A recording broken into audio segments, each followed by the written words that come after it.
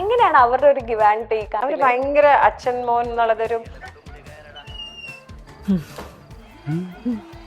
ഭയങ്കര ഒരു സുഹൃത്തുക്കളെ പോലെ. അച്ഛൻ മോന്ന് മാത്രം പറയാൻ പറ്റില്ല, അശ്വതിയും കൂടെ പറയണം, പാർവതിയും കൂടെ പറയണം. ഒരു ഭയങ്കര വൈബാണ്. ജയറാമേട്ടൻ ആൻഡ് കാളിദാസ് ആയിട്ടുള്ള ഒരു വൈബ് എങ്ങനെ? ഞാൻ ജയറാമേട്ടൻ ഇങ്ങനെ പറഞ്ഞിട്ടുണ്ട്, കോളേജിൽ ചേച്ചിയുടെ പുറകെ ഈ ഭയങ്കരമായിട്ട് ശല്യപ്പെടുത്തി നടന്ന ഒരു വ്യക്തിയാണോ?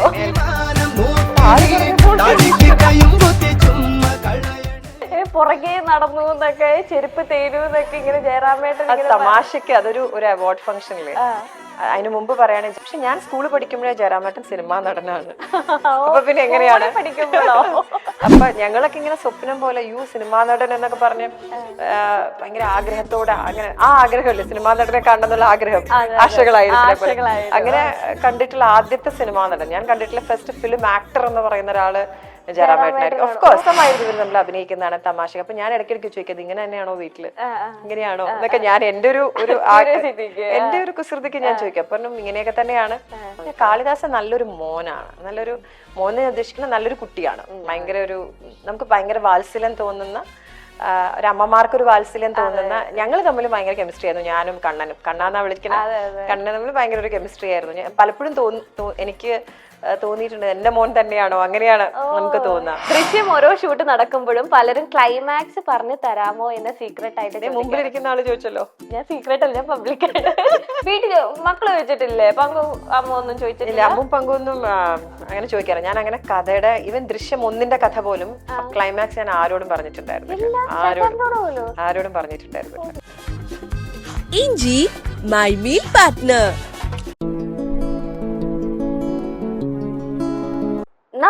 നമസ്കാരം. വെൽക്കം ടു ദ കെന്ന ഷോ. ഇന്ന് എൻ്റെ ഷോയിലുള്ളത് എനിക്ക് ഭയങ്കര ഇഷ്ടപ്പെട്ട ഒരു വ്യക്തിയാട്ടോ. നമുക്ക് എന്താ പറയാ, ആളെ അടിവരെ ഇട്ട് വിളിക്കാൻ നല്ലൊരു ഭാര്യയാണ്, നല്ലൊരു അമ്മയാണ്, നല്ലൊരു ആർട്ടിസ്റ്റാണ്. എനിക്ക് ഭയങ്കര ഇഷ്ടമാണ് ഇങ്ങനെ സംസാരം കേട്ടിരിക്കാൻ തന്നെ. നമ്മുടെ ഏവരെയും നിങ്ങളുടെ എല്ലാവരുടെയും team one of the favourite Asha ചേച്ചിയാണ്. നമസ്കാരം ചേച്ചി.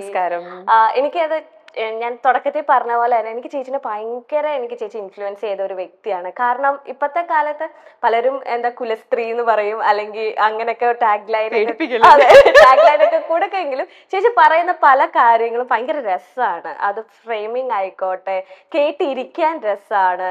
നല്ലൊരു അമ്മയായിട്ട് എനിക്ക് പലപ്പോഴും തോന്നിയിട്ടുണ്ട്. എനിക്ക് ഭയങ്കര ഇഷ്ടമാണ് ചേച്ചിയുടെ പേരന്റിങ്ങും, അല്ലെങ്കിൽ മക്കളെ പഠിപ്പിക്കുന്ന രീതി, പറഞ്ഞു കൊടുക്കുന്ന രീതി, എല്ലാ ഇന്റർവ്യൂസും കേൾക്കുമ്പോൾ മെയിൻ ആയിട്ട് എനിക്ക് എപ്പോഴും സ്ട്രൈക്ക് ചെയ്യുന്നത് you are A so good mother. Thank you so much. അത് തന്നെയാണല്ലോ എനിക്ക് പറയുമ്പോൾ തന്നെ ഭയങ്കര സന്തോഷമുണ്ട് കേട്ടോ. അപ്പോ നമ്മൾ ആശകൾ 1000 പുതിയ മൂവി ഇപ്പൊ റിലീസ് ആകാൻ പോവുകയാണ്. അതിന്റെ ടീസറൊക്കെ കണ്ടപ്പോൾ ഞങ്ങൾക്ക് ഭയങ്കരമായിട്ട് ഇഷ്ടമായി. ഒരു ഫീൽ ഗുഡ് ഒരു വൈബാണ് കിട്ടുന്നത്. പിന്നെ ജയറാമേട്ടൻ, കാളിദാസ്, പിന്നെ ചേച്ചിയുടെ വൈബ്. എന്താണ് ആശകൾ 1000? ആശകളായിരം വെച്ചാൽ എല്ലാവർക്കും ആശകൾ 1000 അല്ലേ, എല്ലാവർക്കും ആഗ്രഹങ്ങൾ 1000 അപ്പൊ അതുപോലെ ആഗ്രഹങ്ങൾ 1000 ആയിട്ടുള്ള ഒരു കുടുംബത്തിന്റെയും ഒരുപാട് ചെറുപ്പക്കാരുടെ ഒക്കെ ഒരു സിനിമയാണ്. നിങ്ങളെ പോലെയുള്ളവരൊക്കെ ആ സിനിമയിൽ ഒരുപാട് പേരുണ്ട്. സിനിമയിൽ കുറെ ഇൻഫ്ലുവൻസേഴ്സ് ഉണ്ട്. ഇപ്പോഴത്തെ ജനറേഷന് ഭയങ്കരമായിട്ട് റിലേറ്റ് ചെയ്യാൻ പറ്റുന്ന ഒരു സിനിമയായിരിക്കും. ഓക്കെ, ചേച്ചിക്ക് ഇനിയുണ്ടോ ആശകൾ 1000? ആശയ്ക്ക് ആശകൾ ഉണ്ടാവാതിരിക്കോ? ഈ കൗണ്ട് എടുക്കുമ്പോ തന്നെ ഒരു 1000+ ആശകളുണ്ടോ ഇപ്പോഴും മനസ്സിൽ? ഇല്ല, ഞാൻ അങ്ങനെ ഭയങ്കര ഒരു സ്വപ്നങ്ങൾ കണ്ട അങ്ങനെയല്ല. എനിക്ക് അങ്ങനെ ഭയങ്കര ആഗ്രഹങ്ങൾ ഓഫ് കോഴ്സ് എന്തൊക്കെ സംഭവിക്കുന്നു അതിനെ പോസിറ്റീവായിട്ട് കാണുന്ന ആളാണ്. എനിക്ക് ഭയങ്കര ഒരു ഡ്രീം വേൾഡിൽ ജീവിക്കുന്ന ആളല്ല. എൻ്റെ ഒരു കുഴപ്പമാണോന്ന് എനിക്കറിയില്ല. അങ്ങനെ ഭയങ്കര സ്വപ്നങ്ങളോ അല്ലെങ്കിൽ അങ്ങനെയൊന്നും ഇല്ല. ആഗ്രഹങ്ങൾ എന്ന് വെച്ചാൽ ചെറിയ ചെറിയ ആഗ്രഹങ്ങളൊക്കെ ഉള്ളൂ, അത്രേ ഉള്ളൂ. വലിയ ആഗ്രഹങ്ങളൊന്നുമില്ല, ചെറിയ ചെറിയ. ഓഫ് കോഴ്സ് ഹാപ്പിനെസ് അല്ലേ ജീവിതത്തിലെ, സന്തോഷത്തിന് വേണ്ട ആഗ്രഹങ്ങൾ അത്രേ ഉള്ളൂ. ചേച്ചിയുടെ ജീവിതത്തിൽ ഇപ്പൊ ഇത്രയും ഇയേഴ്സ് ആയി, ചേച്ചിയുടെ ഏറ്റവും വലിയ ആഗ്രഹം, നടന്ന ഒരു ആഗ്രഹം, അങ്ങനെ ചേച്ചി സ്വപ്നം ഇങ്ങനെ ഇപ്പോഴത്തെ മാനിഫെസ്റ്റ് ഒക്കെ ചെയ്ത് നടന്നേക്കുന്ന ഒരു ആഗ്രഹം എന്താണ്? ഇപ്പൊ ഡാൻസ്, ഫിലിം അതൊക്കെ നമുക്കറിയാം, അല്ലാതെ നമുക്ക് അറിയില്ലാത്ത ഒരുപാട് മനസ്സിൽ ഒരു ചെറിയ ആഗ്രഹമായിരിക്കാം, പക്ഷെ അത് എപ്പോഴും മനസ്സിൽ കാത്തു സൂക്ഷിക്കുന്ന അങ്ങനെ ഒരു ആഗ്രഹം ചോദിച്ചാൽ നടന്ന ആഗ്രഹം എന്തായിരിക്കും? അങ്ങനെ ഒരു ആഗ്രഹമായിട്ട് പറയാൻ പറ്റില്ല. നമ്മൾ എത്രയോ നമ്മൾ ആഗ്രഹിച്ചിട്ടുള്ള ചില കാര്യങ്ങൾ, നേരത്തെ അവസാനം നമ്മൾ നൃത്തത്തിൽ എത്തുന്നു പറയുന്ന പോലെ എപ്പോഴും നമുക്ക് മോഹിക്കുന്ന പല പല വേദികൾ ഉണ്ടാവും. എക്സ്പെക്ട് ചെയ്യും നമുക്ക് ഇങ്ങനെ ഒരു വേദിയിൽ കളിക്കാൻ പറ്റുമായിരുന്നെങ്കിൽ എന്ന് ആലോചിക്കുന്ന ചില വേദികൾ നമുക്ക് പെർഫോം ചെയ്യാൻ പറ്റുക. പിന്നെ സിനിമകളെ പറ്റി പറയാം, അത് പറയാൻ പാടില്ല എന്ന് പറഞ്ഞു എന്നാലും അവസാനം. എങ്കിലും എല്ലാം ഒരു അങ്ങനെ പ്രത്യേകിച്ച് എടുത്ത് പറയാനല്ലോ, ഒരുപാട് കാര്യങ്ങളിൽ വാട്ട് ഈസ് ഹാപ്പൻ എന്നുള്ളത്, വാട്ട് ഹാപ്പൻഡ് എന്നാണ്, അതിലൊരു സന്തോഷം കണ്ടെത്തുക എന്നുള്ളതാണ്. ഓക്കെ. ഇതുവരെ നടക്കാത്ത ഒരു ആഗ്രഹം മനസ്സിലുണ്ടോ? ഞാൻ ചോദിക്കുന്നില്ല, അങ്ങനെ ഒരു ആഗ്രഹം ഉണ്ടോ? അധികം ആഗ്രഹിക്കാത്ത വ്യക്തിയാണ്. അങ്ങനെ പറയാൻ ഇല്ല ആക്ച്വലി. ഞാൻ അങ്ങനെ ആയിരുന്നെങ്കിൽ ഇങ്ങനെ ആയിരുന്നു ഭയങ്കര അങ്ങനെ ഇല്ല എനിക്ക്. അതുകൊണ്ട് കുഴപ്പമാണോ അത്? പക്ഷെ ചേച്ചിക്ക് എല്ലാം ദൈവം സഹായിച്ചെല്ലാം വരുന്നുണ്ടല്ലോ. അങ്ങനെയൊന്നുമില്ല, സന്തോഷം സങ്കടം എല്ലാം കഴിഞ്ഞ എല്ലാം മിക്സ്ഡ് ആണല്ലോ ലൈഫ്, അത്രേ ഉള്ളൂ. ജയറാമേട്ടൻ ആൻഡ് കാളിദാസ് ആയിട്ടുള്ള ഒരു വൈബ് എങ്ങനെ? ഞാൻ ജയറാമേട്ടൻ ഇങ്ങനെ പറഞ്ഞിട്ടുണ്ട്, കോളേജിൽ ചേച്ചിയുടെ പുറകെ ഈ ഭയങ്കരമായിട്ട് ശല്യപ്പെടുത്തി നടന്ന ഒരു വ്യക്തിയാണോ? ആര് പറഞ്ഞോളൂ ഈശ്വര. പുറകെ നടന്നു എന്നൊക്കെ, ചെരുപ്പ് തേനു എന്നൊക്കെ ഇങ്ങനെ ജയറാമേട്ടൻ തമാശക്ക് അതൊരു അവാർഡ് ഫംഗ്ഷനില് അതിനു മുമ്പ് പറയാണ്, ജയറാമേട്ടൻ എന്റെ നെയ്ബറാണ്. എന്റെ വീട്ടില് ഞങ്ങൾ രണ്ടുപേരും പെരുമ്പാവൂരുകാരാണ്. അതിന്റെ ഒരു പെരുമ്പാവൂരുകാർക്കായിരിക്കും ഈ സിനിമ ഇറങ്ങാൻ ഏറ്റവും സന്തോഷം കേട്ടോ. ഞങ്ങൾ രണ്ടുപേരും അഭിനയിക്കുന്നതിന്റെ സന്തോഷം. പെരുമ്പാവൂരാണ് ഞങ്ങളുടെ രണ്ടുപേരുടെയും വീട്, വളരെ അടുത്താണ് വീട്. ജയറാമേട്ടന്റെ അനീത്തി എന്റെ കോളേജ് മേറ്റ് ആണ്, മഞ്ജു. ഞങ്ങൾ രണ്ടുപേരും ഒരുമിച്ചായിരുന്നു കോളേജിൽ പോയിക്കൊണ്ടൊക്കെ ഇരുന്നത്. പക്ഷെ ഞാൻ സ്കൂളിൽ പഠിക്കുമ്പോഴേ ജയറാമേട്ടൻ സിനിമാ നടനാണ്. അപ്പൊ പിന്നെ എങ്ങനെയാണ് അപ്പൊ ഞങ്ങളൊക്കെ ഇങ്ങനെ സ്വപ്നം പോലെ സിനിമാ നടൻ എന്നൊക്കെ പറഞ്ഞ് ഭയങ്കര ആഗ്രഹത്തോടെ, അങ്ങനെ ആ ആഗ്രഹമല്ലേ സിനിമാ നടനെ കാണണമെന്നുള്ള ആഗ്രഹം, ആശകളായിരുന്നു. അങ്ങനെ കണ്ടിട്ടുള്ള ആദ്യത്തെ സിനിമാ നടൻ, ഞാൻ കണ്ടിട്ടുള്ള ഫസ്റ്റ് ഫിലിം ആക്ടർ എന്ന് പറയുന്ന ഒരാള് ജയറാമേട്ടനായിരിക്കും. ഓഫ് കോഴ്സ് ഞങ്ങളൊക്കെ നമ്മുടെ തൊട്ടടുത്ത് കാണുന്നു, തൊട്ടടുത്ത് സിനിമാ നടനെ കാണുന്നു, അത്രേ ഉള്ളൂ. അല്ലാതെ അദ്ദേഹം പറയുന്ന അപ്പൊ ഒരു ഫിലിം അവാർഡിന് ചെന്നപ്പോ ഒരു തമാശക്ക് ഉണ്ടാക്കിയ ഒരു കഥയാണ് ഇതൊക്കെ. ജയറാമേട്ടൻ തന്നെ ഉണ്ടാക്കിയ ഒരു കഥയാണ്, അല്ലാണ്ടൊന്നുമില്ല, ചുമ്മാ തമാശക്ക് ഉണ്ടാക്കി. അപ്പൊ കാലം കഴിഞ്ഞപ്പോ ഇപ്പൊ നോക്കൂ, ജയറാമേട്ടന്റെ അല്ലേ വൈഫായി ജയറാമേട്ടന്റെ മോന്റെ അമ്മയായിട്ടും കൂടെ അഭിനയിക്കുന്നു. അന്ന് അവരൊക്കെ അല്ലേ ഭയങ്കര സന്തോഷമാണ്. പ്രത്യേകിച്ച് നമ്മള് ഭയങ്കരമായിട്ട് ആരാധിച്ചിരുന്ന ഒരു ആക്ടർ എന്നുള്ള രീതിയിലും നമുക്ക് ആദ്യമായിട്ട് ആ വീട്ടിന്റെ പുറത്തു കൂടെ പോകുമ്പോൾ നമ്മൾ ജയറാമിന്റെ വീട് എന്നൊക്കെ പറഞ്ഞിട്ട് അങ്ങനെയുള്ള ഒരു ആളായിരുന്നു ഞങ്ങളൊക്കെ. അപ്പൊ അദ്ദേഹത്തിന്റെ കൂടെ അഭിനയിക്കാൻ പറ്റുന്ന ഒരു സന്തോഷം. ഈ നമുക്ക് എല്ലാം മനസ്സിൽ ജയറാമേട്ടനും കാളിദാസും കൊച്ചു കൊച്ചു സന്തോഷങ്ങളാണ്. അത് ഇടയ്ക്ക് എടുത്ത് കാണുമ്പോൾ ഒരു സുഖമാണ്, അവരുടെ ആ ഒരു ബോണ്ടിങ്ങും കാര്യങ്ങളെ. ഞാൻ ഇടയ്ക്കിടയ്ക്ക് ഇങ്ങനെ യൂട്യൂബിലൊക്കെ എടുത്ത് ഇങ്ങനെ ആ മൂവി കാണും. അപ്പൊ അതിനുശേഷം ജയറാമേട്ടനും കാളിദാസിന് ഇങ്ങനെ ഒരു ആശകളായിരം, അതിന്റെ ടീച്ചർ ഇറങ്ങിയപ്പോ തന്നെ ഒരു ഫൺ, അവരുടെ ഒരു വൈബൊക്കെ വർക്ക്ഔട്ട് ആയി. അതിന്റെ ഒപ്പം ആശ ചേച്ചിയുടെ ഡയലോഗും എങ്ങനെയാണ് അവരുടെ ഒരു ഗിവ് ആൻഡ് ടേക്ക് ആശകളായിരത്തിൽ? ഭയങ്കര അച്ഛൻ മോൻ എന്നുള്ളതൊരു ഭയങ്കര ഒരു സുഹൃത്തുക്കളെ പോലെ. അച്ഛൻ മോൻ എന്ന് മാത്രം പറയാൻ പറ്റില്ല, അശ്വതിയും കൂടെ പറയണം, പാർവതിയും കൂടെ പറയണം. ഒരു ഭയങ്കര വൈബാണ്. ലൊക്കേഷനിൽ വരുമായിരുന്നു പാർവതി. അപ്പം ആ ഒരു കെമിസ്ട്രി നമുക്ക് ലൊക്കേഷനിലുള്ള അതേ കെമിസ്ട്രി നമുക്ക് സ്ക്രീനിലും നമുക്ക് കിട്ടുമായിരുന്നു. കണ്ടിരിക്കില്ല, ഞാൻ അഭിനയിക്കുമ്പോൾ എനിക്കും ഒരു കൗതുകമായിരുന്നു, ഇവരെങ്ങനെയായിരിക്കും അഭിനയിക്കുന്ന സീൻസ്, എങ്ങനെയാ അവരത് അപ്രോച്ച് ചെയ്യുന്നു എന്നുള്ളതൊക്കെ. ആക്ഷൻ പറയുമ്പോൾ നമുക്ക് അച്ഛൻ മകൻ അമ്മ മകൾ എന്നൊന്നുമില്ല, പക്ഷെ എന്നാൽ ആ ഒരു രസമായിരുന്നു ഇവർ തമ്മിൽ അഭിനയിക്കുന്നതാണ്, തമാശ. അപ്പൊ ഞാൻ ഇടയ്ക്കിടയ്ക്ക് ചോദിക്കുന്നത്, ഇങ്ങനെ തന്നെയാണോ വീട്ടില്, ഇങ്ങനെയാണോ എന്നൊക്കെ ഞാൻ എന്റെ ഒരു കുസൃതിക്ക് ഞാൻ ചോദിക്കാം. അപ്പൊ ഇങ്ങനെയൊക്കെ തന്നെയാണ്. ഇങ്ങനെ വളരെ പോസിറ്റീവ് ആയിട്ടുള്ള ഭയങ്കര ഫ്രണ്ട്ലി ആയിട്ടുള്ള അച്ഛനും അമ്മയാണ്. കാളിദാസൻ നല്ലൊരു മോനാണ്, നല്ലൊരു മോനെ ഉദ്ദേശിക്കുന്ന നല്ലൊരു കുട്ടിയാണ്. ഭയങ്കര നമുക്ക് ഭയങ്കര വാത്സല്യം തോന്നുന്ന, ഒരു അമ്മമാർക്കൊരു വാത്സല്യം തോന്നുന്ന, ഞങ്ങൾ തമ്മിൽ ഭയങ്കര കെമിസ്ട്രി ആയിരുന്നു. ഞാനും കണ്ണാന്നാ വിളിക്കുന്നത്, കണ്ണൻ തമ്മിൽ ഭയങ്കര ഒരു കെമിസ്ട്രി ആയിരുന്നു. പലപ്പോഴും എനിക്ക് തോന്നിയിട്ടുണ്ട്, എന്റെ മോൻ തന്നെയാണോ, അങ്ങനെയാണ് നമുക്ക് തോന്നാം. എന്റെ രണ്ടാമത്തെ മോൾ അമ്മു വരുമായിരുന്നു ലൊക്കേഷൻ ആ സമയത്ത് ഇവിടെ ഉണ്ടായിരുന്നു. അമ്മുവിന് ചില കുശുമ്പ് വരെ വരുമായിരുന്നു ഞാനിങ്ങനെ കണ്ണനെ പറ്റി പറയുമ്പോ. ഇപ്പൊ ചോദിക്കാ, ചേച്ചിക്ക് 2 പെൺമക്കളാണ്, അപ്പം എപ്പോഴെങ്കിലും ഒരു മോൻ ആഗ്രഹം ഉണ്ടായിരുന്നു എനിക്ക്. എനിക്ക് മോൻ വേണമെന്ന് ഭയങ്കര ആഗ്രഹമായിരുന്നു, ഒരു ആൺകുട്ടി വേണം എന്നുള്ളത്. അത് എന്തിനാ പെൺകുട്ടിയും, ഓഫ് കോഴ്സ് 2 പെൺകുട്ടികളെ വേണം, എനിക്ക് പെൺകുട്ടികളെ വലിയ ഇഷ്ടമാണ്. പക്ഷെ ഒരു മോൻ ഉണ്ടായേക്കൊള്ളാന്ന് എവിടെയോ ഞാൻ ആഗ്രഹിച്ചിരുന്നു. അതുകൊണ്ട് എനിക്ക് മോൻ ഉണ്ടെങ്കിൽ ഞാൻ കണ്ണ എന്ന് വിളിക്കുന്നൊക്കെ ആഗ്രഹിച്ചിരുന്നു. അതുകൊണ്ട് എന്റെ മോളെ കല്യാണം കഴിച്ചത് എന്റെ മോൻ തന്നെയാണ്, മോൻ എന്നാണ് വിളിക്കുന്നത്. ആ മോനെ ഞാൻ കണ്ണാന്നാ വിളിക്കുന്നത്. അപ്പൊ അതുപോലെ തന്നെ ഈ നമ്മുടെ കണ്ണനും. ഈ ഉത്തര വന്നിട്ടുണ്ടായിരുന്നു സെറ്റില്? ഉത്തരയ്ക്ക് വരാൻ പറ്റിയിട്ടില്ല, ഉത്തര പഠിക്കുകയാണ് ഇപ്പോഴും. കീർത്തന വരുമായിരുന്നു, കീർത്തന നാട്ടിലുണ്ടായിരുന്നു, കീർത്തന വരുമായിരുന്നു. ഇപ്പൊ കീർത്തന ഈ കണ്ണനെ സ്നേഹിക്കാൻ കാളിദാസിനോട് ഇങ്ങനെ നല്ല മോനാണ് ഇങ്ങനെയൊക്കെ പറയുമ്പോഴത്തേനും നമ്മള് മനസ്സിൽ നിൽക്കുന്ന ആ ഒരു കുശുമ്പ് എന്തായിരിക്കും എനിക്ക് നല്ല കുശുമ്പുണ്ടായിരുന്നു അമ്മൂന്. ശരിക്കും നല്ല കുശുമ്പുണ്ടായിരുന്നു. ലൊക്കേഷനിൽ കണ്ണൻ മാത്രമായിരുന്നില്ല, കുറേ കുട്ടികളുണ്ടായിരുന്നു. പിന്നെ മോളായിട്ട് അഭിനയിക്കുന്ന സൂര്യ ഉണ്ടായിരുന്നു, ഓക്കെ പിന്നെ ഭാഗി എന്ന് പറഞ്ഞ വേറൊരു കുട്ടി അഭിനയിക്കുന്നുണ്ട്. കുറെ കുട്ടികളുണ്ട് ഇതിനകത്ത്. ഓക്കെ ഓക്കെ ഇഷാനയുണ്ട്. അപ്പൊ ഇവരൊക്കെ നമ്മളെല്ലാവരും ഒരു ഞാൻ പറഞ്ഞില്ല, ഒരു യങ് വൈബ്, ഒരു ജെൻസി വൈബ് അതെ ഉണ്ടായിരുന്നു ലൊക്കേഷനിൽ മുഴുവൻ.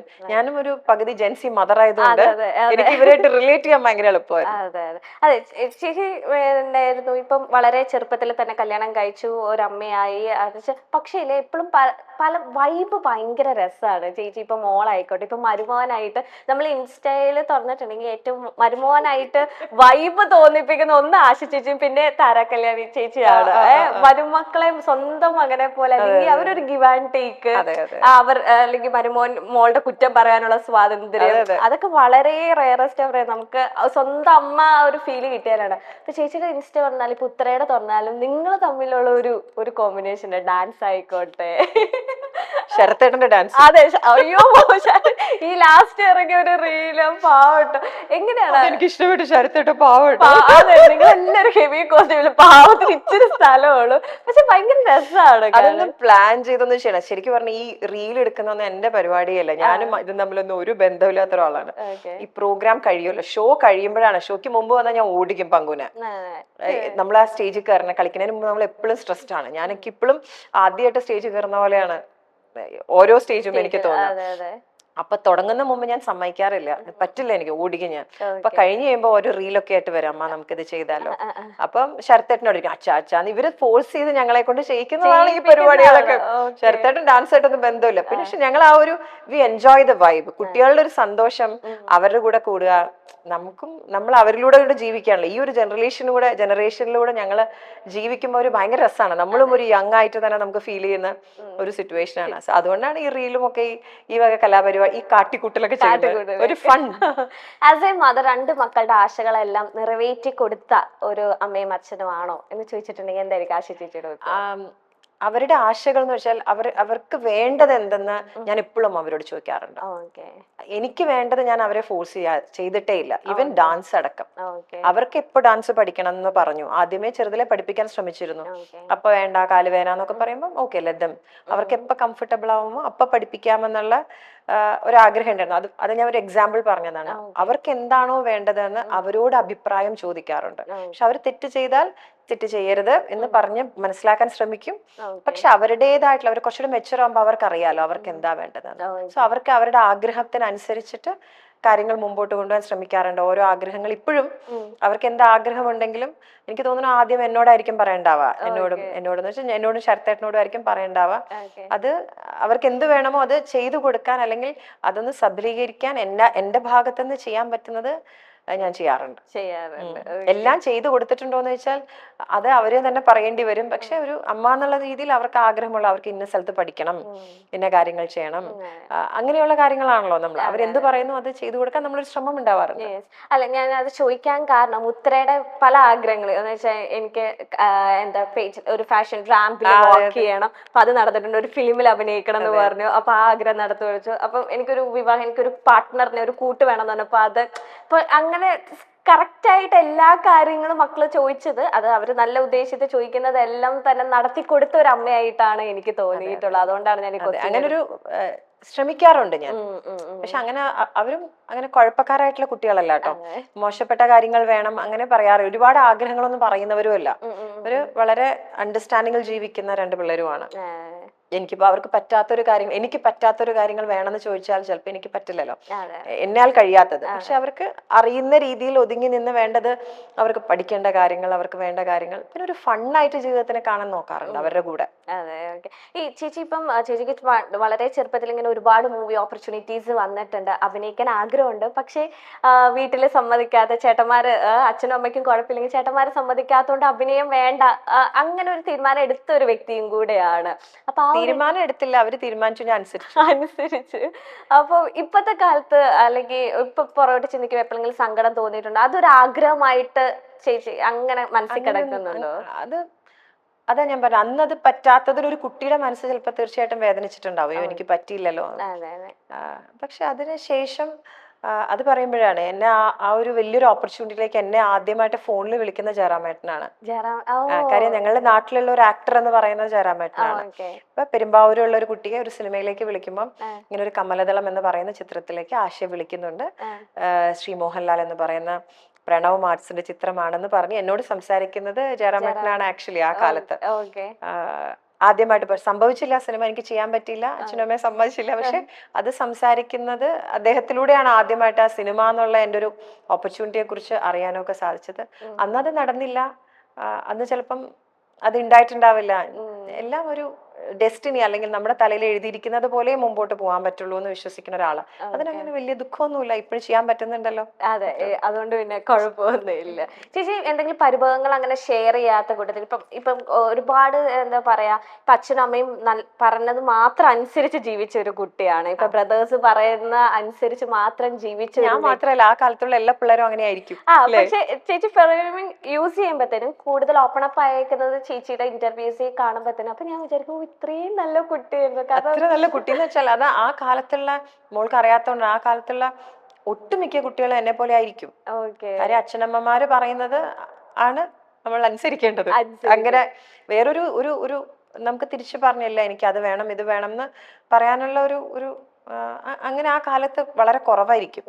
ജയറാമേട്ടന്റെ ഒക്കെ പ്രത്യേകത വെച്ചാൽ സെറ്റിൽ ഭയങ്കര ഫണ്ണായിരിക്കും, കൗണ്ടർ അടിക്കും, കളിയാക്കും പരസ്പരം. വെറുതെ ഇങ്ങനെ ഇതുപോലെ എന്റെ പണ്ടത്തെ സ്റ്റോറീസ്, അവർക്കൊക്കെ ഒരുപാട് സ്റ്റോറീസ് ഒക്കെ പണ്ടത്തുണ്ട്. അപ്പൊ അങ്ങനെ ഇപ്പോഴും മനസ്സിൽ ഓർത്തിരിക്കുന്നു ജയറാമേട്ടൻ മറ്റാരോടും പറയാത്ത സ്റ്റോറീസ് പറഞ്ഞിട്ടുള്ളത് എന്നോടായിരിക്കും. കാരണം ഞങ്ങൾ രണ്ടുപേരും പറഞ്ഞിട്ടുള്ള മുഴുവൻ പെരുമ്പാവൂർ കഥകളാണ്. വേറൊരു ആർട്ടിസ്റ്റിന്റെ അടുത്ത് അത് പറയാൻ പറ്റില്ല. പെരുമ്പാവൂർ അവരുണ്ടായിരുന്നു ഇവരുണ്ടായിരുന്നതാണ്. ഞങ്ങളുടെ നാട്ടിലുള്ള ജയറാമേട്ടൻ ബ്രാഹ്മണനാണ്. അപ്പൊ ഞങ്ങളുടെ ആ ഒരു ഏരിയയില് ബ്രാഹ്മണരാണ് കൂടുതലുള്ളത്. കൂടുതൽ ആ ഒരു ബ്രാഹ്മണ ഏരിയയിലാണ് താമസിക്കുന്നത്. ഞാൻ ബ്രാഹ്മണ കുടുംബത്തിലുള്ള ആളല്ല. പക്ഷെ ആ ഒരു ഏരിയയിലുള്ള മാമിമാരും കുറെ സാമി എന്നാണ് നമ്മൾ അങ്ങനെയുള്ള, ജയറാമേട്ടന്റെ അച്ഛനെയൊക്കെ നമ്മൾ സാമി എന്നും അമ്മയെ മാമി എന്നും ഒക്കെയാണ് വിളിക്കുന്നത്. അങ്ങനെയാണ് അവർ ബഹുമാനത്തോടുകൂടി വിളിക്കുന്നത്. അങ്ങനെയുള്ള ഒരു കമ്മ്യൂണിറ്റിയുടെ ഉള്ളിലാണ് ഞങ്ങളൊക്കെ എന്നെ പോലെ കുറച്ച് കുടുംബങ്ങളുണ്ട് അവിടെ, അയ്യപ്പസ്വാമിയുടെ അമ്പലത്തിനടുത്ത്. സോ അവിടെയുള്ള ഓരോ കുടുംബക്കാരുടെ കഥകൾ, പണ്ടത്തെ കഥകൾ, ഇപ്പോഴത്തെ കഥകൾ, ഞങ്ങളുടെ ഫൈൻ ആർട്ട് സൊസൈറ്റി ഞങ്ങളുടെ അവിടുത്തെ അരുൺകുമാർ സാറിന്റെ അവിടുത്തെ ആനക്കഥകള്, ജയറാമേട്ടന്റെ സ്കൂൾ കഥകള്, പിന്നെ ഞങ്ങൾക്ക് കോമൺ ആയിട്ട് പരിചയമുള്ള 1000 ആളുകളും 1000 കഥകളും ഉണ്ട്. സോ അതൊക്കെ പറയുന്നു. പിന്നെ എല്ലാ ആൾക്കാർക്കും ഈ ചെറിയ ചെറിയ പെറ്റ്നെയും വെച്ചിട്ടാണ് ഞങ്ങളുടെ നാട്ടിൽ അറിയുന്നത് കൂടുതൽ. അപ്പൊ ഇങ്ങനെ പറയുമ്പോ ബാക്കിയുള്ളവർക്ക് ചിലപ്പം ചിരിയും വരും, നമുക്കും ചിരി വരും. ആ സാമി മറ്റേ അങ്ങനെ ഓരോരോ കാര്യങ്ങൾ പറഞ്ഞു. അങ്ങനെ ഫുൾ ഷൂട്ട് ഞങ്ങൾ പെരുമ്പാവൂർ ഒന്ന് വീണ്ടും റീക്രിയേറ്റ് ചെയ്തു എന്നുള്ളതാണ് സത്യം. ഇതിന്റെ ലൊക്കേഷനും കാര്യങ്ങളൊക്കെ എവിടെയാണ്? എല്ലാം എറണാകുളത്തായിരുന്നു. എല്ലാം കൊച്ചി തന്നെയായിരുന്നു. അങ്ങനെ ഇപ്പം ഈ ചേച്ചിനെ പോലെ തന്നെ ഒരു അടിപൊളി പാരന്റിങ് ചെയ്ത 2 വ്യക്തികളാണ് ജയറാമേട്ടനും അശ്വതി ചേച്ചി. കാരണം അവരുടെ മക്കളെ ഓരോ സ്റ്റേജിൽ, ഇപ്പൊ കണ്ണന്റെ ഒക്കെ കല്യാണത്തിന് ജയറാമേട്ടൻ പറയുന്ന വാക്കുകളായാലും അവരുടെ വീഡിയോസ് തന്നെ, അവരെ 4 പേരെ കാണാൻ തന്നെ എല്ലാവർക്കും ഭയങ്കര ഇഷ്ടമാണ്. അതുപോലെ തന്നെയാണ് എനിക്കത് തോന്നിയിട്ടുണ്ട്. നിങ്ങൾ ആ സൈഡിലെല്ലാം ഭയങ്കര പക്ഷെ അതിന്റെ ക്രെഡിറ്റ് ഉണ്ടല്ലോ. ഞാൻ കണ്ണനോടും പറയായിരുന്നു, കണ്ണനും ചക്കിയും നല്ല മക്കളാണ്. നല്ല മക്കൾ എന്ന് പറഞ്ഞാൽ they know how to behave. നല്ലോണം ആരോടാണെങ്കിലും പെരുമാറാൻ അറിയാം, സംസാരിക്കാൻ അറിയാം, കോൺവെർസേഷൻ ഉണ്ടാക്കാൻ അറിയാം, ഒരാളെ കംഫർട്ടബിൾ ആക്കാൻ അറിയാം. അതൊക്കെ ഒരു ഭയങ്കര ക്വാളിറ്റിയാണ്, അറിയാതെ വന്നിട്ടുള്ള ക്വാളിറ്റിയാണ് കേട്ടോ. ഒരുപാട് പേർക്കുണ്ട്, പക്ഷെ ഈ 2 കുട്ടികൾക്കുണ്ട്. അപ്പൊ ഞാൻ ചോദിച്ചിട്ടുണ്ട് കണ്ണനടുത്ത്, ഐ എം റിയലി അപ്രീഷിയേറ്റ് നിങ്ങളെ ഇങ്ങനെ ബ്രോട്ടപ്പ് ചെയ്തതിന്. അപ്പൊ എന്നോട് ഭയങ്കര പ്രൗഡ്ലി പറഞ്ഞു, ജയറാമേട്ടനോട് ഞാൻ പറഞ്ഞു, 2 പേരും പറഞ്ഞു ഒരു പേരാണ്, അശ്വതി, പാർവതി, അമ്മ. ബിക്കോസ് ഇവരൊക്കെ ചെറുതായിരിക്കുന്ന സമയത്തൊക്കെ ജയറാമേട്ടൻ ആ സമയത്തൊക്കെ ഭയങ്കര ബിസി ആയിരുന്നു. ഇവരെ ആ ഒരു പേരന്റിങ് അല്ലേ, എന്ത് രസമായിട്ടാണ് പാർവതി ഇവരെ വളർത്തിയിരിക്കുന്നത്. ചക്കി ഉണ്ടായിരുന്നു ലൊക്കേഷനിൽ, ചക്കി വന്നു പോയിരുന്നു. പക്ഷെ കണ്ണന്റെ ഒരു ബിഹേവിയർ പ്രായമായ ആൾക്കാർ വരുമ്പോഴാണെങ്കിലും, എന്നോടുള്ള ബിഹേവിയർ ആണെങ്കിലും, ഇപ്പൊ എന്റെ അമ്മു ഉണ്ടായിരുന്നു ലൊക്കേഷനിൽ, അമ്മുവിനോടാണെങ്കിലും എൻറ്റയർ ക്രൂവിനോടാണെങ്കിലും സച്ച് എ വണ്ടർഫുൾ ചിൽഡ്രൻ. അവരെ ആ ഒരു പേരന്റിങ്ങിന്റെ തന്നെയാണ്. അതിനിടയ്ക്ക് ഇവരെല്ലാരോടും ചെന്ന് ജയറാമേട്ടനെ കളിയാക്കുക. ഞങ്ങളൊക്കെ തമ്മിൽ 4 ശരത്തേട്ടനും അമ്മും പങ്കും ചേർന്ന് എന്നെയൊക്കെ കളിയാക്കി കൊല്ലും.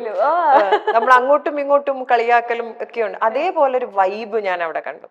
It's not judgemental. അമ്മയാണ് അങ്ങനെ പറയാൻ പാടില്ല, അച്ഛൻ അങ്ങനെ ഒന്നുമില്ല. നമ്മളൊരു 4 ഫ്രണ്ട്സ് എന്നുള്ള ഞങ്ങളുടെ വീട്ടിൽ കണ്ട അതേ വൈബാണ് അവിടെ കണ്ടത്. ഈ കണ്ണന്റെ ഏറ്റവും വലിയ പ്രത്യേകത എന്ന് വെച്ചിട്ടുണ്ടെങ്കിൽ വീഡിയോസ് എടുക്കല് ഭയങ്കര ഇതാണ്. ഒളിച്ചും കണ്ടും ഫണ്ണി മൊമെന്റ്സ് എടുത്തിട്ട് എന്റെ എന്തൊക്കെ വീഡിയോ ഞാൻ ഇപ്പൊ ചോദിക്കാൻ വരും അങ്ങനത്തെ എന്തൊക്കെ വീഡിയോസ് എടുത്തിട്ടുണ്ട്. ഈശ്വരനെ അറിയാം എന്റെ എന്തൊക്കെ വീഡിയോ. മറ്റേ പാർവതി അശ്വതി പറയും എനിക്ക് പേടിയാവും ക്യാമറ ഇങ്ങനെ ഓൺ ആക്കി വെക്കുമ്പോ ഞാൻ ഡീസന്റ് ആയിട്ട് ഇരിക്കും. കാരണം ബർത്ത്ഡേക്കും അല്ലെങ്കിൽ ഇടയ്ക്കിടയ്ക്ക് കണ്ണൻ നല്ല ടാഗ് ലൈൻ ഒക്കെ കൊടുത്ത് അല്ലെങ്കിൽ നല്ല കോമഡി പാട്ടൊക്കെ ഇട്ട് അങ്ങ് ഇറക്കും. നല്ല ചക്ര മക്കളാണ് എന്തായാലും. കണ്ണൻ ഭയങ്കര സ്വീറ്റ് ആണ്. ചേച്ചിയുടെ അടുത്ത് ലൈക്ക് ഇപ്പൊ ഒരു ആൺകുട്ടി ഇല്ലാത്തോണ്ട് ഇങ്ങനെ ഭയങ്കരമായിട്ട് കുറുമ്പ് കാണിക്കുമ്പോഴത്തേനും ചേച്ചി ഇവിടെ വന്നിട്ട് ശരത്തേട്ടനോട് നമുക്കൊരു ആൺകൊച്ചിനെ വേണമായിരുന്നു ഞാൻ എപ്പോഴും പറയാറുണ്ട്. എനിക്കാണ് ഇനിയിപ്പോ ഉണ്ടാവില്ല, പക്ഷെ എന്തുകൊണ്ട് അപ്പൊ ചിന്തിച്ചില്ല നിങ്ങള്? അയ്യോ ഒരു വൻ ചോദ്യമായി പ്രതീക്ഷിക്കുന്നത്. ഇനിയിപ്പോ എന്തൊക്കെ അറിയണോ കൊച്ചിനെന്ന് പറഞ്ഞ കമന്റ് വരും.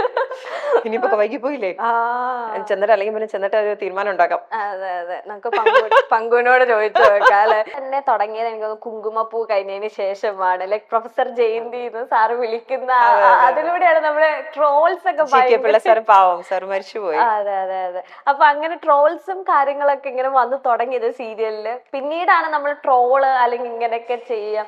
അപ്പൊ ആ ഒരു ടൈമില് നമ്മൾ ട്രോളൊന്നും അധികം അങ്ങനെ എക്സ്പീരിയൻസ് ചെയ്തിട്ടില്ല. ട്രോളിൽ അന്നൊക്കെ മിമിക്രി സ്റ്റേജസിലായിരുന്നു പ്രൊഫസർ ജയന്തി. അതെ അതെ അതെ. ഒരു നമ്മുടെ സാറിന്റെ ഇതും ഉണ്ടല്ലോ, സാറിന് സ്മരിച്ചുകൊണ്ട് തന്നെ പറയുകയാണ്. അപ്പം അതൊക്കെ ആ കാലഘട്ടത്തിൽ എങ്ങനെയായിരുന്നു ചേച്ചി? അങ്ങനെ ലൈക് ഫണ്ണായിട്ട് തന്നെയാണോ?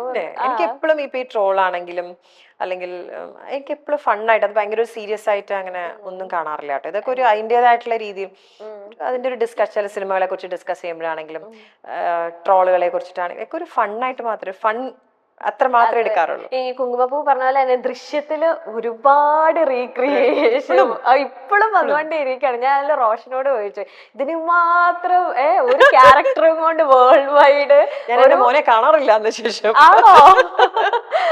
ഞാൻ റോഷനോട് ചോദിച്ചു. അപ്പൊ റോഷൻ പറയാം എല്ലാരും റീക്രിയേറ്റ് ചെയ്ത് ലൈക്ക് റോഷനെ ഒരു മൂവി അയക്കണ്ട, കാരണം ഡെയിലി ഓരോ റീക്രിയേഷനാ.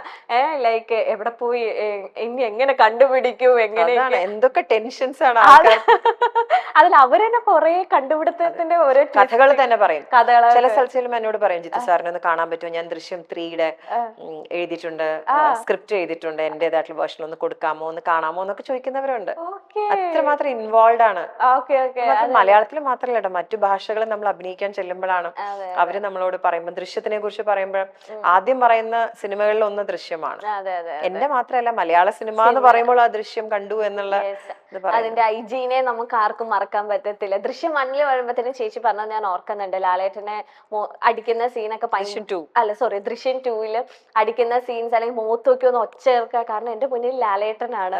ഒച്ച എല്ലാത്തിലും പേടിച്ചാണ് വന്നത്. ഇപ്പൊ ദൃശ്യം 3 എത്തി നിൽക്കുമ്പോ ഐജി എങ്ങനെയാണ്? എന്തെങ്കിലും ഐജി എങ്ങനെയാണെന്ന് നിങ്ങൾ ഏപ്രിൽ 2 കാണാൻ പറ്റുമോ? ഒന്നും കിട്ടിയില്ല.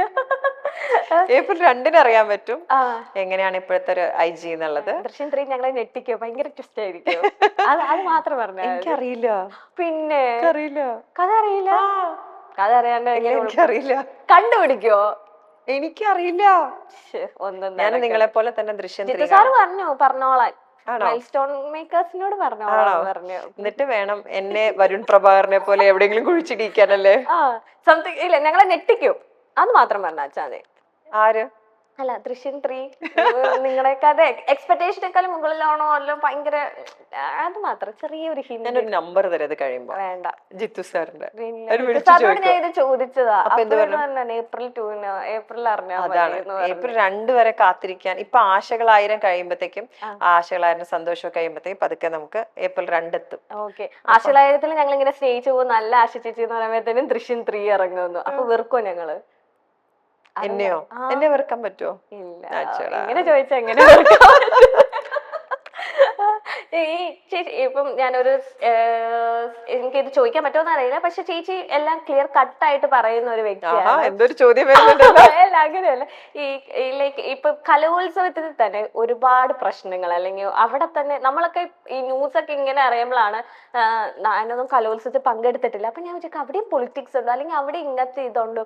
ഇപ്പൊ ലാസ്റ്റ് ആയിട്ട് ഒരു ചെറിയൊരു ന്യൂസ് ചേച്ചിക്കെതിരെ, അല്ലെങ്കിൽ ഇപ്പൊ ചേച്ചി പറഞ്ഞു ഒരു ഡാൻസ് പഠിക്കണമെങ്കിൽ അതിനേറെ ഒരു എഫേർട്ട് വേണം, അല്ലെങ്കിൽ നമ്മൾ കാണുന്ന സ്റ്റേജിൽ കാണുന്ന ഇപ്പൊ ചേച്ചി പറഞ്ഞപ്പോഴാണ് കുറച്ചും കൂടെ ക്ലിയർ ആയത് ഇതിന്റെ ഒരു കൊറിയോഗ്രാഫി ചെയ്യണം അല്ലെങ്കിൽ പഠിപ്പിക്കണം. അപ്പൊ നിങ്ങളുടെ ഞാനിത് മേത്തിൽ ദേവിക മാമിനോട് ചേച്ചിയോട് ഞാൻ ചോദിച്ചിരുന്നു. അപ്പൊ നിങ്ങളുടെ ആ ഒരു ടൈമിങ്ങിന് അല്ല ചില പേരൻസ് പറയുന്നു ഭയങ്കര എമൗണ്ട് ആണ് വാങ്ങിക്കുന്നത്, അല്ലെങ്കിൽ അങ്ങനെ ഒരു ചെറിയൊരു ന്യൂസ് വന്നു. ചേച്ചിക്ക് ആഗ്രഹം ഉണ്ടെങ്കിൽ ചോദിച്ചോളൂ. അപ്പം അങ്ങനെയൊക്കെ വരുമ്പോൾ ആസ് എ ഒരു ആർട്ടിസ്റ്റ് അല്ലെങ്കിൽ ജീവൻ മൊത്തം വായു അല്ലെങ്കിൽ ജീവവായു ആയിട്ട് ചേച്ചി കരുതുന്ന ഒരു നൃത്തമാണ്. അപ്പൊ അതിനെ അങ്ങനെയൊക്കെ ന്യൂസ് അല്ലെങ്കിൽ അങ്ങനെയൊക്കെ കേൾക്കുമ്പോൾ ചേച്ചിക്ക് എന്താ തോന്നുന്നത്? അല്ല, ഇപ്പൊ ഈ കോമ്പറ്റീഷൻ എന്ന് പറയുമ്പോൾ ഞങ്ങളുടെ കാലത്ത് ആണ് ഇപ്പോഴത്തെ കാലത്തിനേക്കാളും ആൾക്കാർ കോമ്പറ്റീഷന് വേണ്ടി പൈസ സ്പെൻഡ് ചെയ്തിരുന്നത് ഞങ്ങളുടെയൊക്കെ ചെറുപ്പകാലത്ത്. ആ കാലത്ത് ലൈവ് ഓർക്കസ്ട്രയാണ്. ഇപ്പൊ നമ്മൾ CD വെച്ചിട്ടാണ് അല്ലെങ്കിൽ റെക്കോർഡഡ് മ്യൂസിക് വെച്ചിട്ടാണ് കളിക്കുന്നത്. ആ കാലത്ത് അങ്ങനെയല്ല മോളെ. ആ കാലത്ത് പക്കമേളം ഇരുന്നിട്ടാണ് 5-6 പക്കമേളം ഇരുന്ന് ഓരോ ഐറ്റംസ്. അപ്പോൾ ഓരോ അതിന്റെ ഉള്ള എക്സ്പെൻസസ് ആക്ച്വലി ഡബിൾ ആ കാലത്ത് വളരെ ഇപ്പോൾ ഉള്ളതിനേക്കാളും കൂടുതലായിരുന്നു ആ കാലത്ത്. അപ്പോൾ ഇതൊരു കോമ്പറ്റീഷൻ എന്ന് പറയുമ്പോൾ ഇത്ര അധികം സ്പെൻഡ് ചെയ്യേണ്ട ആവശ്യമുണ്ടോ അല്ലെങ്കിൽ സ്പെൻഡ് ചെയ്യുന്നുണ്ടോ? ഇതൊരു ഇൻഡിവിജ്വൽ പെർസ്പെക്റ്റീവ് ആണ് കേട്ടോ. അത് ഓരോരുത്തരുടെ ഇൻഡിവിജ്വൽ ആണ്. അപ്പൊ നൃത്തം പഠിക്കുന്നവർ മത്സരിച്ചോളണം ഒരു നിർബന്ധവും. ഇപ്പൊ ഇവിടെ ഈ കളരിയില് മോളിപ്പോ ഇവിടെ ഇരിക്കുന്ന ഈ സ്ഥലത്ത് ഒരുപാട് കുട്ടികളെ പഠിപ്പിക്കുന്നുണ്ട്. ഇവിടെ ആക്ച്വലി പറഞ്ഞ പനങ്ങാട് എന്ന് പറയുന്ന സ്ഥലത്താണ് ഞാൻ താമസിക്കുന്നത്. എറണാകുളത്ത് താമസിക്കുന്നത്. പെരുമ്പാവൂരും ഉണ്ട് ക്ലാസ്. ഇവിടെയാണ് അമ്മയുള്ളത്, എന്റെ ഗുരു അമ്മ കലാമണ്ഡലം സുമതി അമ്മ. അപ്പൊ അമ്മ കൂടുതൽ ഇവിടെയാണ്. പെരുമ്പാവൂരും കുറച്ച് പോവും, ഇവിടെയാണ് കൂടുതലുള്ള. അപ്പൊ അമ്മ ഇവിടെ ഉള്ളപ്പം ഇവിടുത്തെ നാട്ടിലെ ഒരുപാട് സാധാരണക്കാര് താമസിക്കുന്ന സ്ഥലമായത്. ഒരുപാട് സാധാരണക്കാര് കുടുംബശ്രീയിലെ കുട്ടികൾ പഠിക്കുന്നുണ്ട് ഇവിടെ, ഓട്ടോറിക്ഷ ഓടിക്കുന്ന ചേട്ടന്മാരുടെ മക്കൾ പഠിക്കുന്നുണ്ട് ഇവിടെ. അപ്പൊ ഇവർക്ക് എല്ലാവർക്കും അഫോർഡ് ചെയ്യാൻ പറ്റുന്ന രീതിയിലുള്ള ഒരു ഫീസ് വെച്ചിട്ടാണ് ഇവിടുത്തെ ക്ലാസ്. ഇവിടുത്തെ ക്ലാസ് അങ്ങനെയാണ്. അപ്പോൾ ഒരു മാസത്തിന് വളരെ കുറച്ച് ഫീസ് മാത്രം മേടിച്ചിട്ട് നടത്തുന്ന ഒരു സ്ഥാപനമാണ്. അപ്പോൾ അത് ഞാൻ ഉദ്ദേശിക്കുന്നത് സാധാരണക്കാർക്ക് അത് പഠിക്കണം, നൃത്തം പഠിക്കാൻ. ഒരുപാട് പേര് ജോലി ചെയ്യുന്നവർ പഠിക്കുന്നുണ്ട്, വീട്ടുജോലി ചെയ്യുന്ന ചേച്ചിമാര് പഠിക്കുന്നുണ്ട് ഇവിടെ.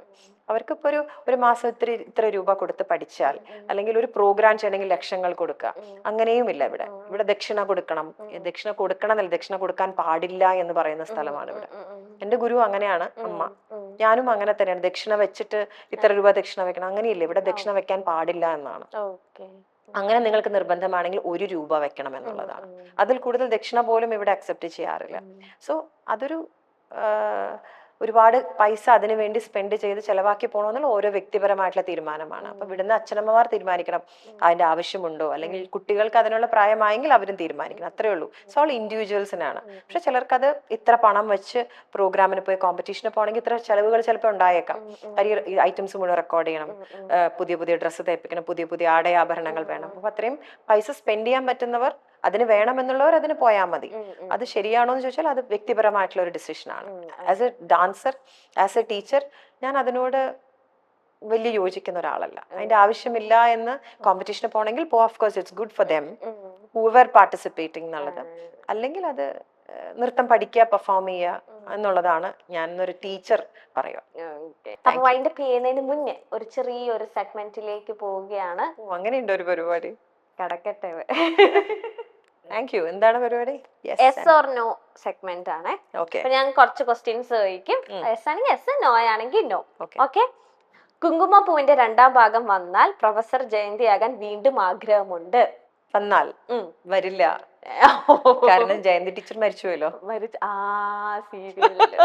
വന്നാൽ അഭിനയിക്കും. ഓക്കെ. ക്യാമറ ഫിയറിനേക്കാൾ സ്റ്റേജ് ഫിയർ ആണ് ഇന്നും കൂടുതൽ. വെരി മച്ച് ശരിയാ. അത് ഞാനും ഇവന്റ് ഹോസ്റ്റ് ഒക്കെ ചെയ്യുന്നുണ്ട്. പക്ഷെ ഇപ്പോഴും സ്റ്റേജ് കയറി പിന്നെ കുഴപ്പമില്ല. സ്റ്റേജ് നമ്മൾ ഇമ്മീഡിയറ്റ് റിയാക്ഷനും അത്രയും ആൾക്കാർ ക്രൗഡിനെ നമ്മൾ കൺവിൻസ് ചെയ്യണം. പിന്നെ ഡാൻസ് എന്ന് പറയുന്നത് നമ്മൾ മാത്രം ചെയ്യുന്ന ഒരു കാര്യമാണ് സ്റ്റേജിൽ. അപ്പം കാലൊന്ന് മടങ്ങിയാൽ, കാലിലൊരു ചെറിയൊരു എന്തെങ്കിലും ഒരു ബുദ്ധിമുട്ടുണ്ടായാൽ കഴിഞ്ഞു. അപ്പൊ അതെല്ലാം എപ്പോഴും ഒരു ഫിയർ ആണ്. Nothing should happen. മര്യാദയ്ക്ക് കളിച്ചിറങ്ങണേ എന്നുള്ളൊരു ഫിയർ ചെയ്തിറങ്ങുന്ന ടൈം വരെ. ആ ഒരു 2 മണിക്കൂർ ഭയങ്കര ഒരു ഉള്ളിന്റെ ഉള്ളിൽ എവിടെയോ ഒരു ടെൻഷൻ ഉണ്ട്. തുടങ്ങിയാൽ പിന്നെ നമ്മൾ അറിയില്ല, പക്ഷെ അത് എപ്പോഴും നമ്മുടെ ഒരു മനസ്സിന്റെ ഉള്ളിലുണ്ടാവും. ഓക്കെ. സോഷ്യൽ മീഡിയയിൽ വരുന്ന റൂമേഴ്സ് കേട്ട് ചിരി വരാറുണ്ട്. ചിരി വരാറെന്ന് വെച്ചാൽ ന്യൂട്രൽ ആണ്. അങ്ങനെ ചിരിക്കേണ്ട കാര്യമാണെങ്കിൽ ചിരിക്കും, അല്ലെങ്കിൽ എന്തൊക്കെയാ പറയുന്നതെന്ന് ആലോചിക്കും മാത്രമേ ഉള്ളൂ. പിന്നെ ഞാൻ ഭയങ്കര ഒരു സോഷ്യൽ മീഡിയ പേഴ്സൺ അല്ല. ഇപ്പൊ ഖെദ്ദ തന്നെ OTT-ൽ വന്ന് കുറച്ചു ദിവസം കഴിഞ്ഞിട്ടാണ് ഞാൻ വന്നു എന്ന് അറിഞ്ഞത്. എനിക്ക് അറിയണ്ടായിരുന്നില്ല ഖെദ്ദ ഇറങ്ങുന്നു എന്നുള്ളത്. പിന്നെ എന്നെ മനോരമയെന്ന് വിളിക്കുമ്പോഴാണ്, മനോരമയിൽ ഇങ്ങനെ OTT-ൽ മനോരമ മാക്സിൽ നമ്പർ 1 ആണെന്ന് പറയുമ്പോഴാണ് ഞാൻ ഖെദ്ദ വന്നു എന്ന് അറിഞ്ഞത്. അപ്പൊ ഇതിനെ കുറിച്ചുള്ള ഡിസ്കഷനോ ബാക്കിയുള്ളതോ എന്നും ഞാൻ അറിഞ്ഞിട്ടില്ല. ഞാൻ അങ്ങനെ ഒരു ഞാൻ ഒരു സോഷ്യൽ മീഡിയയിലുപരി ഞാനൊരു വാട്സപ്പ് പേഴ്സണും കൂടെ അല്ല. ഞാൻ വളരെ കുറച്ച് മാത്രം, എനിക്കൊരാൾ വാട്സപ്പ് അയച്ചാൽ ചിലപ്പോൾ ഞാൻ 2 ദിവസം കഴിഞ്ഞിട്ട് റിപ്ലൈ അയക്കണം. അതുപോലും ഉള്ളൊരു അത്രയും ഒരു മൊബൈൽ അങ്ങനെ എപ്പോഴും ഉള്ള ഒരാള്, അങ്ങനത്തെ ഒരാളല്ല. അതുകൊണ്ട് അങ്ങനെ വലിയ അധികം സോഷ്യൽ മീഡിയയിലെ കാര്യങ്ങളൊന്നും അധികം ബാധിക്കാറില്ല. പിന്നെ ഞാൻ വല്ലാണ്ടൊക്കെ പറയുമ്പോൾ ഇത് എന്തെന്ന് ആലോചിക്കാറുണ്ടാവും, അത്രേ ഉള്ളൂ. അത് ഞാൻ പറഞ്ഞു കേട്ടിട്ടുണ്ട്. ലൈക്ക് ചേച്ചിയും ഹസ്ബൻഡും ശരത്തേട്ടനും കൂടെ നിന്നപ്പോ ചേച്ചി ഇങ്ങനെ എഴുതിയിടുമ്പോ അത് ഞാനല്ല, മിക്കവാറും പങ്കും ഇങ്ങനെ എപ്പോഴും അങ്ങനെ ഉണ്ടാവും. അല്ലെങ്കിൽ അത് പങ്കു തന്നെ ഫോട്ടോ ഇടുന്നു, പങ്കു തന്നെ എന്റെ അക്കൗണ്ടിൽ കയറി ഇത് കേൾക്കുമ്പോ പങ്കിന് ഞാൻ ഒന്നും സഹായിക്കത്തില്ല. മറ്റേ ഇപ്പൊ ചില അമ്മമാർക്ക് ബർത്ത്ഡേ സ്റ്റേറ്റസ് ഇടാൻ അറിയില്ലാത്തപ്പോഴത്തേനും ഹാപ്പി ബർത്ത്ഡേ മോളേന്ന് എനിക്ക് എഴുതി തരുമോ? ഏകദേശം അങ്ങനെയൊക്കെ ഒരു അമ്മയാണോ എന്ന് ചോദിച്ചാൽ ചിലപ്പോ അങ്ങനെ ആവാൻ സാധ്യതയുണ്ട്. അതുകൊണ്ട് വല്ലാണ്ട് സോഷ്യൽ മീഡിയയിലെ കാര്യങ്ങളൊന്നും കുറിച്ച് ആധികാരികമായി സംസാരിക്കാൻ പറ്റില്ല. കാര്യം അങ്ങനെ ഒരു സോഷ്യൽ മീഡിയ പേഴ്സൺ അല്ല. അതുകൊണ്ട് വലിയ നെഗറ്റിവിറ്റി അങ്ങനെ ഒന്നും ചേച്ചിന് അങ്ങനെ അല്ല, എനിക്ക് അങ്ങനെ അല്ലാത്തോണ്ട് ചിലപ്പോ ഞാൻ അറിയാറ് പോലും ഇല്ല. ഓക്കെ. ദൃശ്യത്തിലെ കഥാപാത്രം വന്നത് കൊണ്ടാണ് നായികയായി മലയാളത്തിൽ രാശി വന്നത് എന്ന് വിശ്വസിക്കുന്നുണ്ടോ? ദൃശ്യത്തിൽ എന്ന് അങ്ങനെ വിശ്വസിക്കുന്നില്ല. ഞാൻ അതിനു മുമ്പ് ചെയ്ത ചിത്രം ഉള്ളത് കൊണ്ടാണ്, കർമ്മയോധ എന്ന് പറഞ്ഞ അങ്ങനെയും ചിത്രങ്ങൾ കൊണ്ടല്ലേ ദൃശ്യത്തിൽ വന്നത്. അങ്ങനെ വിശ്വസിക്കുന്നില്ല. ഓക്കെ. ചില മീഡിയ ക്വസ്റ്റ്യൻസ് ഇറിറ്റേറ്റ് ചെയ്തിട്ടുണ്ട്? ഇല്ല, അങ്ങനെ ഒന്നും ഇറിറ്റേറ്റ് ചെയ്തിട്ടില്ല. ചില സൗഹൃദങ്ങൾ പിന്നീട് ജീവിതത്തിൽ ദോഷം ചെയ്തിട്ടുണ്ട്? അതുണ്ട്. യെസ്. അതിന് എന്താ പഠിച്ചേ? പാഠം എന്താ പഠിച്ചേ? അങ്ങനെ പാഠം എന്ന് വെച്ചാൽ നമുക്ക് കുറച്ചൊരു ആൾക്കാരെ മനസ്സിലാക്കാൻ പറ്റുന്നു എന്നുള്ളതാണ്. പക്ഷെ ഒരു റിലേഷൻഷിപ്പും ഒരു ഫ്രണ്ട്ഷിപ്പും അങ്ങനെ ബ്രേക്ക് ചെയ്യാറില്ല, മനസ്സിലാക്കുന്നു എന്നുള്ളത് മാത്രം. അതുകൊണ്ട് ഇപ്പൊ അവരൊരാള് തെറ്റ് ചെയ്തുകൊണ്ട് നമ്മൾ അവരെ എൻഡ് ചെയ്തു, നമ്മൾ ഇനി അവരായിട്ടുള്ള ഒരു ഫ്രണ്ട്ഷിപ്പ് ഇല്ല, അങ്ങനെയൊന്നും ആലോചിക്കാറില്ല. പക്ഷെ ഇന്നല്ലെങ്കിൽ നാളെ ചിലപ്പോൾ അവരായിരിക്കും നമ്മളെ സപ്പോർട്ട് ചെയ്യാൻ വരും. ചിലപ്പോൾ ആ ഒരു സിറ്റുവേഷൻ കൊണ്ടായിരിക്കാം അവരങ്ങനെ ചെയ്തിട്ടുണ്ടാവാന്ന് ഉള്ളിൽ നമ്മൾ അങ്ങനെ ആശ്വസിക്കാൻ ശ്രമിക്കാറുണ്ട്. അവരൊരു അവസ്ഥ ചിലപ്പോൾ അങ്ങനെയായിരിക്കാം. നമ്മൾ ഏറ്റവും അടുത്ത സുഹൃത്ത്, ഏറ്റവും ബെസ്റ്റ് ഫ്രണ്ട് നമുക്കൊരു ആവശ്യത്തിന് വേണ്ട ഒരു സമയത്ത് നമുക്ക് ചെയ്യാതെ, നമുക്ക് കൂടെ നിൽക്കാതെ വരുമ്പോൾ നമുക്ക് ഭയങ്കര വേദനിക്കും. പക്ഷെ അത് പിന്നീട് നമ്മൾ ആലോചിക്കും, ചിലപ്പോൾ അത് അവരുടെ അവസ്ഥ ചിലപ്പോൾ അങ്ങനെ ആയിരിക്കാം, അതുകൊണ്ടായിരിക്കാം എന്ന് ആലോചിച്ച് സ്വയം ആശ്വസിക്കും. ചേച്ചി ഇങ്ങനെ ആൾക്കാരെ പെട്ടെന്ന് വിശ്വസിക്കുന്ന കൂട്ടത്തിലാണോ? അല്ല, എനിക്ക് വളരെ കുറച്ച് ഫ്രണ്ട്സ് മാത്രമല്ല ഉള്ള, ഒരുപാട് ഫ്രണ്ട്സ് ഒന്നും ഇല്ല. കുറച്ച് ഫ്രണ്ട്സ്, ഇവരെല്ലാം എണ്ണാവുന്ന കൂട്ടുകാരൊക്കെ ഉണ്ടാവുള്ളൂ. പക്ഷെ അത് ഭയങ്കര സമയമെടുത്ത് ആലോചിച്ച്, അല്ലെങ്കിൽ എന്റെ കൂട്ടുകാരാക്കാൻ പറ്റുമോ എന്നൊക്കെ നോക്കിയിട്ട് അങ്ങനെ പതുക്കെ ഫ്രണ്ട്ഷിപ്പ് ആക്കാൻ വേണ്ടിയിട്ട് ഒരു സൗഹൃദത്തിലേക്ക് പോവാറില്ല. അങ്ങനെ ഇരുന്നാണ് അതൊരു സുഹൃത്തായി മാറുന്നത്. അങ്ങനെ വളരെ കുറവ് സുഹൃത്തുക്കൾ മാത്രമേ ഉള്ളൂ. ദൃശ്യം ഓരോ ഷൂട്ട് നടക്കുമ്പോഴും പലരും ക്ലൈമാക്സ് പറഞ്ഞു തരാമോ എന്ന് സീക്രട്ട് ആയിട്ട് മുമ്പിലിരിക്കുന്ന ആള് ചോദിച്ചല്ലോ. ഞാൻ സീക്രട്ട് അല്ല, പബ്ലിക് ആയിട്ട്. വീട്ടില് മക്കള് ചോദിച്ചിട്ടില്ലേ? പങ്കു അമ്മ ഒന്നും ചോദിച്ചിട്ടില്ല? അമ്മും പങ്കൊന്നും അങ്ങനെ ചോദിക്കാറ്. ഞാൻ അങ്ങനെ കഥയുടെ ഈവൻ ദൃശ്യം 1 കഥ പോലും ക്ലൈമാക്സ് ഞാൻ ആരോടും പറഞ്ഞിട്ടുണ്ടായിരുന്നില്ല.